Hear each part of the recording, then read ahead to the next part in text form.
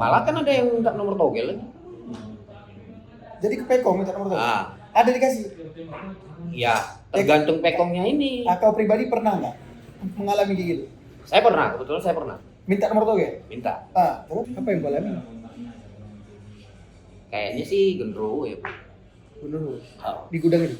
ya di camp itu yang suasana gelap, gak ada lampu Oh, gitu. tapi siang? Siang, siang ini bro. Jadi antara sadar dengan tidak tuh saya tidur itu kayak ditekan gitu kan, ditindih, Oh, ditindih, oke. ditindih, terus kayak dicekik gitu. Saya nggak bisa ngomong, saya nggak bisa berteriak, saya berteriak tapi suara nggak keluar. Rupanya ternyata itu peti mati. Kotak kecil? Nah, kotaknya lebih kurang segini lah ukurannya, panjangnya segini. Kok bisa jadi peti mati? Itu rupanya peti mati dan di dalamnya itu ada mayat. Terima kasih ya Wei sudah klik video ini. Jangan lupa subscribe karena subscribe itu gratis. Selamat menonton, sedap. Oke, jadi sekarang kita kedatangan tamu yang sangat spesial, kawan kita sendiri. Orang China, sini langsung dari Tiongkok kita panggil untuk narasumber kita. Benar ya, bro? Bro? Betul. Jadi namanya kita privasi sedikit ya, karena memang dari legenda-legenda yang sangat melegenda di tanah China, di tanah Tiongkok. Jadi hari ini, wah, jadi bahasanya cerita yang mistis yang pernah kau alami yang kau ceritakan ke aku itu tadi apa?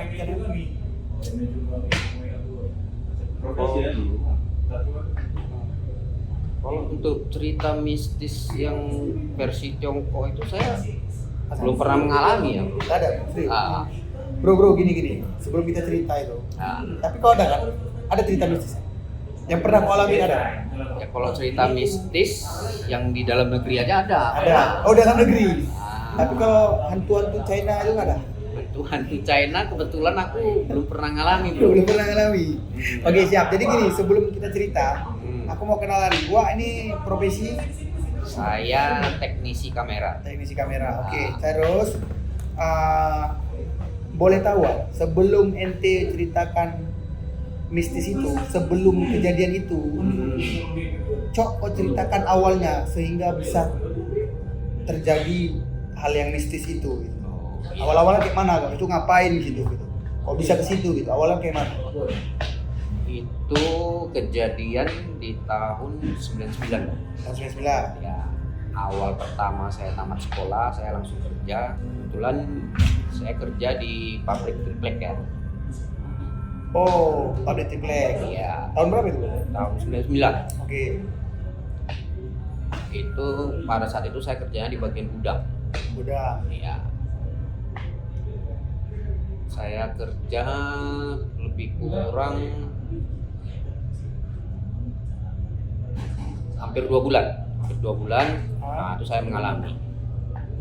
Kok bisa kau kan teknisi, kok bisa pula kerja itu? Ya, Pabrik triplek. Wah. sebelum saya teknisi kan saya kerjaan pertama saya itu kan di gudang. Di Gudang. pabrik triplek. Kenapa kok bisa kau kerja di pabrik triplek itu, bro? Ya karena ada kebetulan orang tua saya kerja di situ dan ada teman yang rekomendasi saya masuk untuk mengisi lowongan yang kosong di situ. Begitu bro. Oke. Jadi awal-awal kau kerja triplek, terus? Ya. Jadi kejadian itu kalau nggak salah dia di bulan-bulan September, bulan-bulan Desember itu, bulan Desember waktu mau pergantian tahun di pabrik itu kan dia ada cuti bersama. Oke. Jadi yang masuk kerja itu cuma sebagian, termasuklah di gudang saya itu yang dari lebih kurang 20-an karyawan di gudang itu. Pada saat itu yang masuk mungkin lebih kurang cuma tinggal 5 orang. Nah, jadi di kantor di gudang itu kan ada namanya kantor tempat saya kerja. Oke. Di belakang kantor saya itu ada tempat karyawan yang orang itu kerjanya penggilingan tepung. Giling tepung. Nah, penggilingan tepung, jadi ada base camp di situ, nggak pala lebar gali untuk istirahat orang itu begitu. Oke. Jadi karena kan suasana pabrik kan sepi nih pada cuti bersama. Oke. Nah, jadi iseng-iseng saya istirahat di situ bro. Istirahat. Ah, di camp Di camp orang tepung? Di camp orang penggilingan tepung itu. Oke. Jadi saya tiduran di situ. Tiduran. Siang gitu. Siang itu. Siang lebih kurang jam 11-an. Jam 11. Nah, siang. Karena kan sepi ya udah, kerjaan pun nggak ada, yang ngambil barang di gudang pun nggak banyak. Saya tiduran di situ. Rupanya tertidur, entah gimana tertidur. Itulah saya mengalami. Apa yang kau alami? Kayaknya sih genderuwo ya. Dulu. Oh, Di gudang itu. ya di camp itu yang suasana gelap, gak ada lampu gitu. Oh, tapi siang. Siang ini bro. Jadi antara sadar dengan tidak itu saya tidur itu kayak ditekan gitu kan, ditindih. Oh, ditindih, oke. Ditindih, terus kayak dicekik gitu. Saya nggak bisa ngomong, saya nggak bisa berteriak. Saya berteriak tapi suara nggak keluar. Oke, kau kan orang Cina situ. Ya. Kalau ditindih kayak gitu kau bilang apa? Kalau kami orang Islam, Ah. astagfirullahaladzim. Kalau kau? Pada saat itu saya belum berpikiran Oh. untuk mengucapkan apa gitu. Cuman semakin lama saya semakin lemah ditindih kan. Oke. Sampai udah sesak juga gitu kan. Oke. Saya mau buka mata saya pun nggak bisa. Oke. Nah, cuman samar-samar saya melihat tuh matanya merah. Oh, nampak? Iya, samar-samar saya merah gitu matanya gitu kan. Tangannya besar gitu, dia mencekik saya gitu. Jadi dalam hati itu saya udah kebingungan, Hah? nggak tahu harus bagaimana itu. Tiba-tiba dulu kan tahun 99 itu udah masih jarang handphone itu ya. Iya. Handphone itu belum pada inilah yang Belum ada keluar handphone, nah, jarang. Jadi masih pakai telepon kantor, telepon rumah gitu ya. Oke. Tiba-tiba waktu itu pacar saya telepon, nyari saya. Tapi kau emang Kondisi saya ditindih. Iya, oke ya. Jadi karena ada yang telepon, yang ngangkat teman kerja. Jadi dipanggil lah, saya dicari. Dicari saya sampai ke belakang. Oke, kawan. Sampailah ke camp itu. Oke. Begitu teman itu nyampe, nampak saya tidur di situ, baru saya terbangun. Oh. Karena udah mungkin ada yang datang ya, jadi makhluk itu pun Pergi gitu. Baru saya terbebas. Oh, itu. Nah, dengan kondisi saya kayak ngos-ngosan kecapekan gitu karena kelamaan di ini kan. Ya. Nah, jadi itulah sempat ditanya sama teman itu, kamu kenapa? Katanya. Saya bilang enggak lah, saya cuma tidur-tiduran, tapi kok mukamu pucet gitu. Saya nggak cerita sama dia. Oke. Terus kok nggak ada cerita sama kamu? Nggak ada. Keesokan harinya baru saya bilang. Kau bilang nggak? Nah, saya semalam mengalami kejadian yang kayak begini begitu kan sama teman itu. Oh, itu udah biasa bro. Kata kamu? Karena katanya pengenalan, itu nggak apa-apa. Oh gitu. Karena kamu karyawan baru di sini, jadi dia mau kenal kamu katanya. Ya, memang dari situ kejadian itu saya nggak pernah mengalami lagi. Cuma kenalan aja. Katanya Terus, pengenalan. Orang-orang di situ berarti sering juga gitu. Ya, orang itu ada beberapa yang udah pernah mengalami. Sama. Mereka cerita juga sama juga kayak. Iya, hampir persis kayak gitu. Ya, Sosok jadi, yang genderuwo. Ya kata menurut kepercayaan mereka sih itu genderuwo katanya.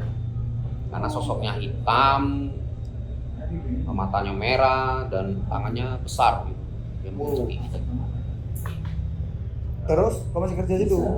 Ya katanya namanya pengenalan, saya orangnya kan nggak ada takutan gitu kan. Ya besoknya saya tidur lagi di situ, tapi itu sampai saya resign dari kerjaan itu nggak pernah ketemu lagi.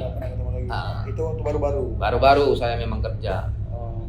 Habis itu nggak pernah lagi diganggu. Dan waktu kau kerja situ, kalau karyawan lain ada nggak cerita mistis yang diceritain sama aku? Oh, aku pernah juga kayak gini, tapi ini begini ya.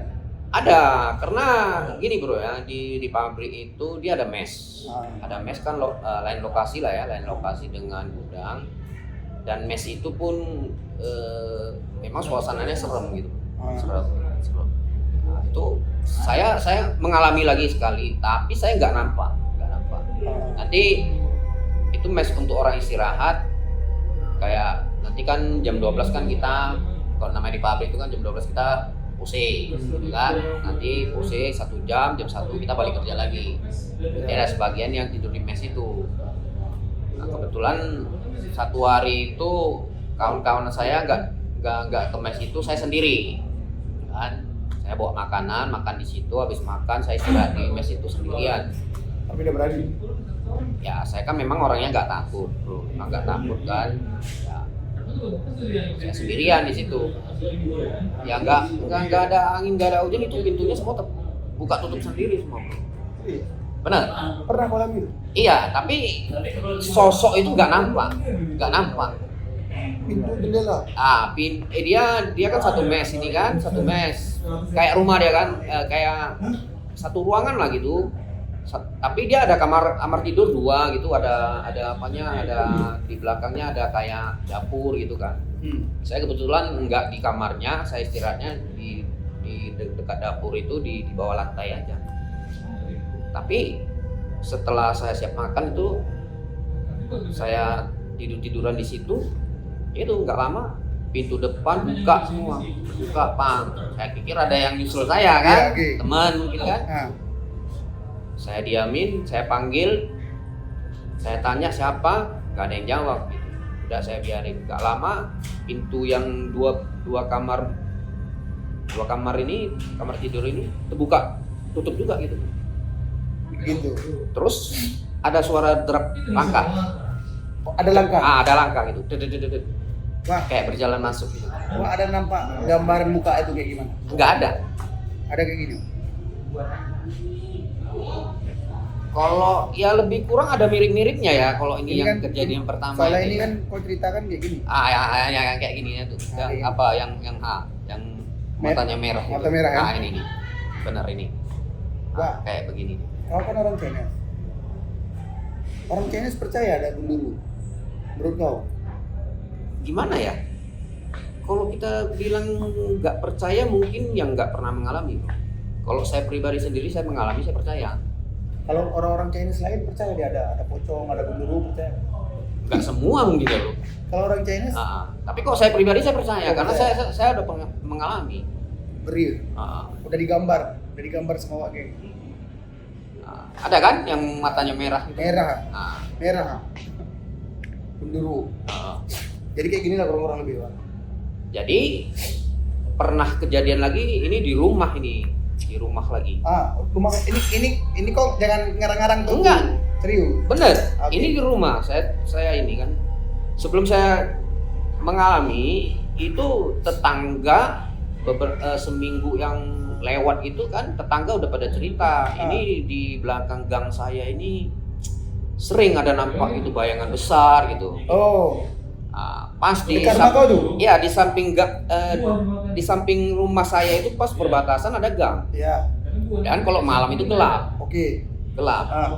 Jadi ada beberapa tetangga yang di situ katanya pernah nampak gitu.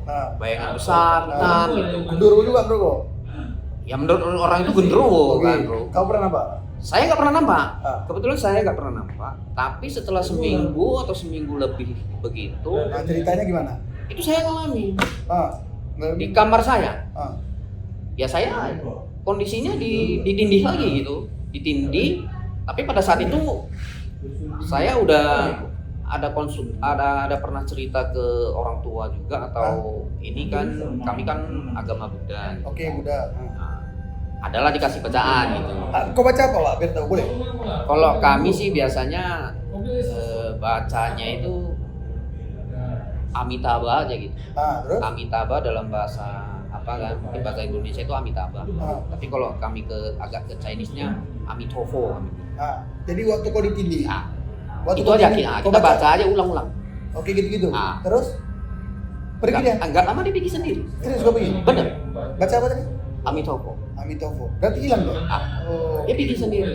yang tindih kau di rumah tadi. Ah, Terus berarti gara-gara baca itu memang bisa hilang ya? karena bacaan itu bagi kami itu dia kayak Buddha penolong itu. Oh, oke. Si yang Amitofo ini. Oke. Dia sosok Buddha. Oke. Nah, Nggak ada pakai ayat-ayat lain. nggak ada sih. Karena itu aja yang memang lebih istilahnya lebih singkat yang lebih kita tahu. Oke. Tapi kalau ayat-ayat lain kan mungkin lebih panjang lebih. Ini kan kita nggak bisa hafal. Oke. Jadi seingat aku, kau kan China. Nah, Tapi hantu yang pernah kau alami bukan hantu Chinese tuh. malah Gundurwo nggak itu kan pernah. hantu Chinese ada. Nggak pernah. Nggak pernah. Terus Nah, kalau di orang Chinese itu ada mistis-mistis nggak? Bro? Ngerti kok mistis? Maksudnya ada yang kayak hantu kan? Hantu Chinese apa? Vampir. vampir. Kau pernah dengar cerita vampir gitu? Kalau vampir sih sekedar nonton film ya. Di film ya. Berarti kalau ada Kalau ada surat cerita surat cinta di sini berhenti. berhenti dia Terus lompat kan. kalau orang Chinese, kau Chinese, Ah, kau percaya ada dukun, ilmu santet gitu? ada bro, Macam mana cerita? Kau pernah orang Chinese disantet atau gimana ada? ada. Gimana ceritanya? Ada. Kalau itu saya dengar dari ini kejadian yang benar juga ya. Dan orang Chinese juga ini? Ya, yang ngalami orang Chinese dan yang cerita sama saya itu kebetulan orang tua saya sendiri. Oke, coba mana cerita? Ini begini bro. Ceritanya ini ada dua orang lah kita bilang kan. Orang ini saling dendam Dendam. ya. Oke. Chinese ya. Oke, Chinese ya. Nah, yang satu ini buka toko obat. Toko obat. Oke. Yang satu lagi kalau nggak salah orang tua saya bilang dia buka ini toko sepatu. Toko sepatu, oke. Nah, toko orang ini nggak istilahnya nggak berjauhan lah di lokasi. Oh, dekat-dekat. Ada dekat. Oke. Jadi yang punya mistis ini kalau orang Chinese kami bilang itu mausan. Apa? Mausan. Mausan. Nah, mausan itu dia semacam dukun. Oh, kalau di Chinese namanya mausan. Mausan kami bilang. Oh, kalau Mausan. orang Indonesia bilang dukun. Dukun gitu. Nah, Oh, berarti kalau orang Chinese kita bilang mausan dia udah tahu. Nah, mausan itu dia kekuatan mistis dia kuat. Dia mau ngapa-ngapain orang bisa. Oke ya. Jadi suatu hari yang dendam ini yang punya ilmu lah, si Acik yang jual obat ini. Oke. Dia punya ilmu. Jadi karena dia didendam sama si tukang jual sepatu ini, ketahuannya gini bro, dia di depan tokonya itu dia ada kotak kecil. Kotak kecil. Nah, dia taruh kotak kecil itu. Oke. Kotak kecil. Jadi ini ada orang lain datang ke toko obat. Oke. Dan kebetulan orang ini orang pinter juga. Oke. Nah, jadi waktu dia masuk ke toko Acik ini, dia tanya sama si Acik, Cik, itu di depan tokomu, di depan toko dia ada meja gitu kan, taruh di situ. Itu kotak apa gitu? Bagian nggak tahu itu kotak biasa. Oke. Rupanya ternyata itu peti mati.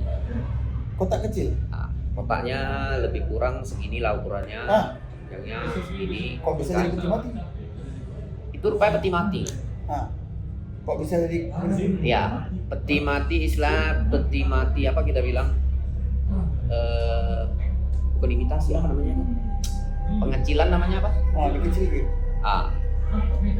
Dan di dalamnya itu ada mayat. Mayat yang seperti boneka gitu. Mayat kecil gitu. Jadi orang pintar ini tahu kamu ada dendam dengan seseorang katanya.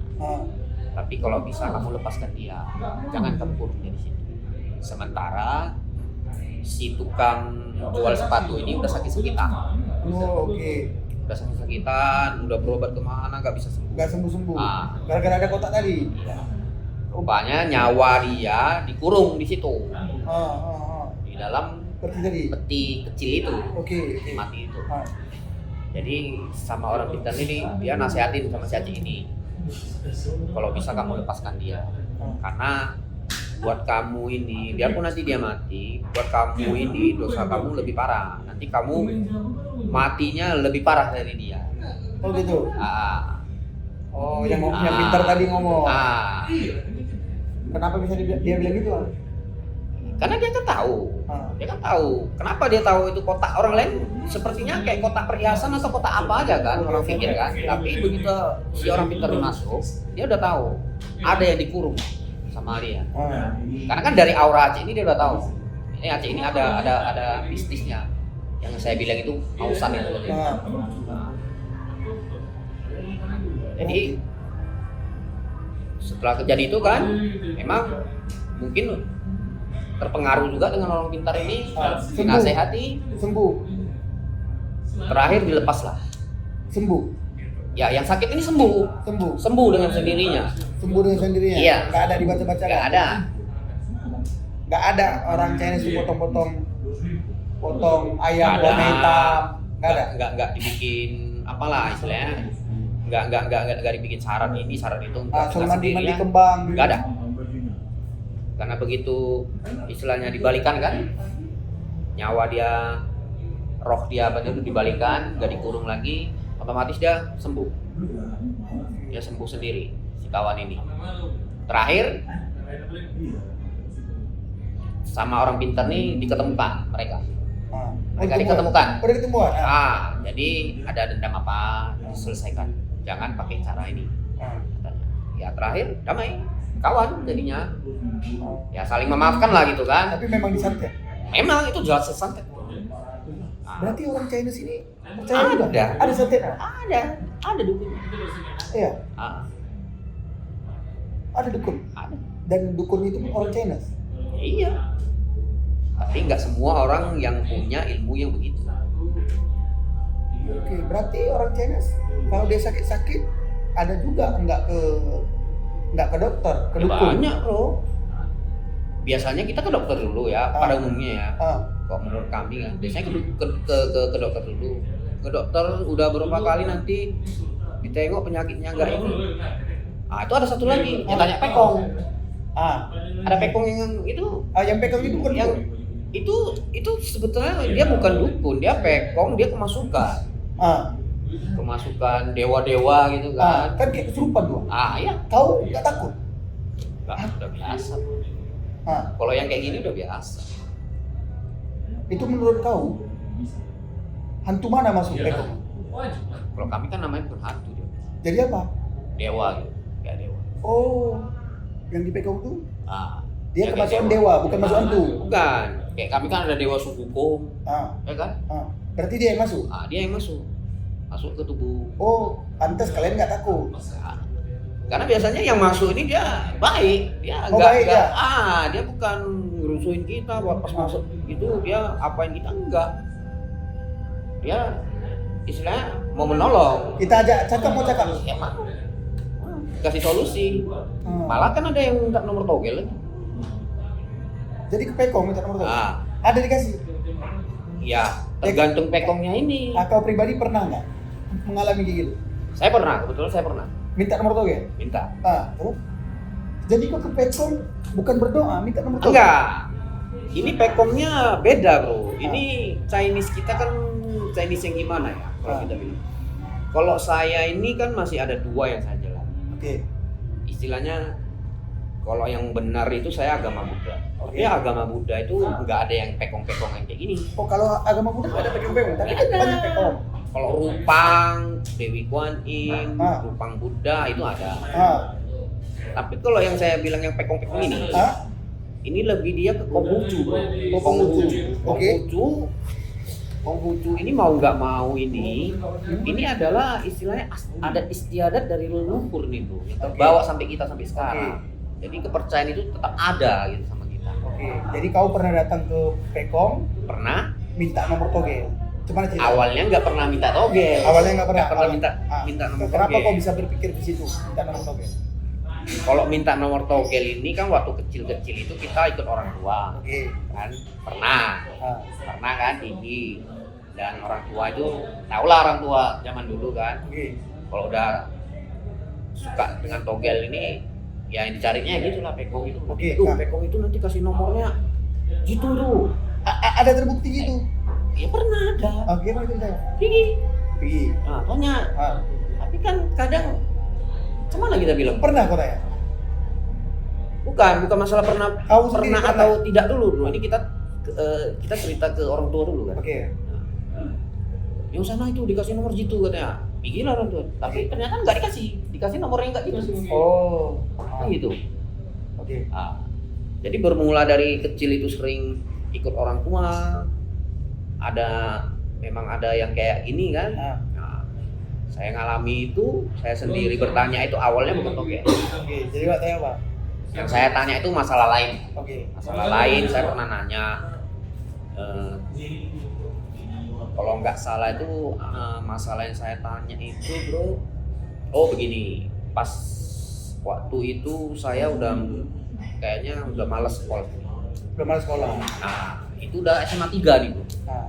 Jadi keadaan rumah tangga pun susah, jadi pikiran saya tuh udahlah saya berhenti sekolah, pengennya cari kerja aja lah biar dapat uang bisa bantu orang tua gitu. Ah. Tapi ternyata saya disarankan ke teman itu kan, disarankan ke pekong ini. Kebetulan pekongnya ini yang masuk ini abang dari teman saya sekolah satu kelas ini. Oke. Nah, cobalah tanya ke Pekong. pekong abang aku nih yang masuk, abang dia nih yang masuk. Udah saya tanya, saya kesana, saya konsultasi sama pekong. Saya bingung lah nih pekong, saya bilang kan, ini saya bagusnya pengen cari kerja aja nih, nggak mau lanjut dulu. Oke. Ya. Tapi sama pekongnya tuh dia bilang nggak boleh, minimal ya kamu harus Sekolah. selesaikan ini SMA ini, kamu udah tinggal dikit lagi nih katanya. Selesaikan, habis itu kamu mau kerja boleh.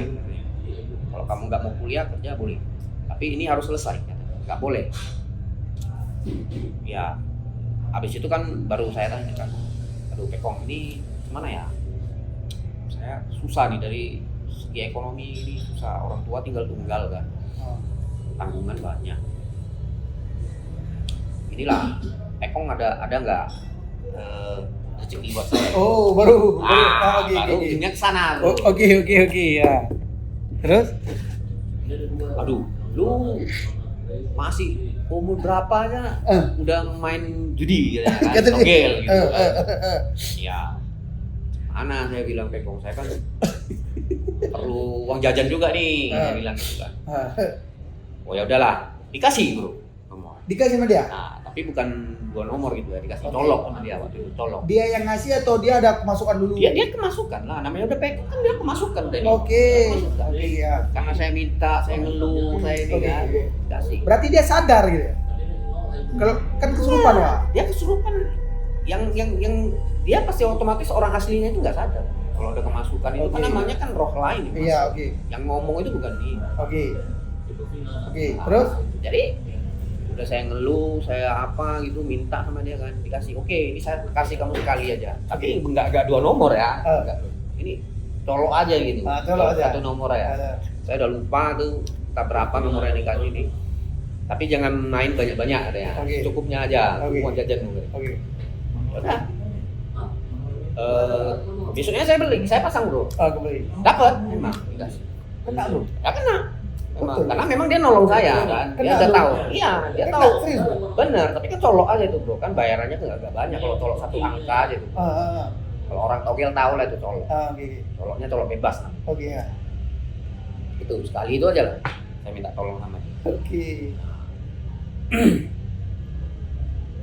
Habis itu Sekarang kau pernah ke pekong lagi Wak? sekarang saya nggak pernah lagi bro. Wah. Karena saya memang niat kita kan udah nggak ke situ. Oke. Untuk ini ya bro, untuk tanya-tanya judi atau apa ya. Nah, Kalau ke pekong nanya masalah masih sering. masih kayak ya. Masih sering. Berarti kau nanya sama orang kesurupan Wak? Tapi kesurupan dewa ya? Iya benar.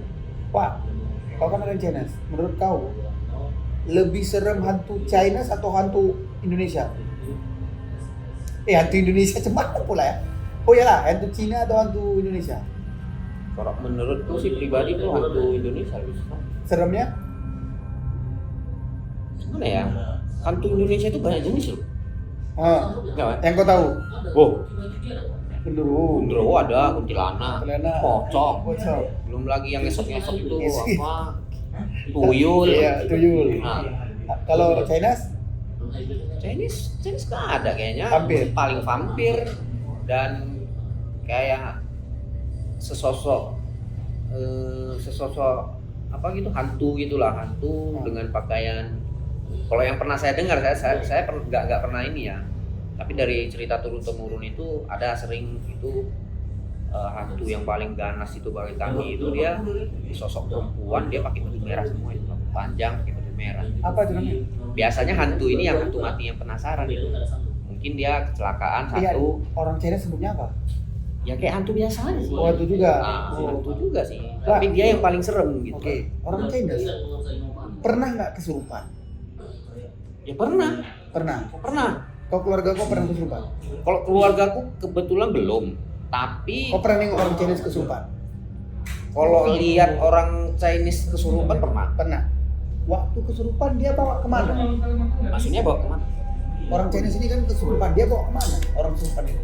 Bukan dibawa. Yang pernah saya alami, yang saya saksikan itu, ini kejadian gini bro. Di rumah duka, Oke. ya, di rumah duka. Rumah duka rumah orang sedih. Bukan, rumah duka ini istilahnya rumah, kalau kami bilang itu rumah sosial gitu. Oke. Rumah tempat persemayaman orang yang meninggal. Oke, itu rumah duka. Oke. Nah, namanya rumah duka Oke. kan. Jadi kejadiannya itu kayak gini. Mungkin begini bro, yang meninggal ini dia dibunuh.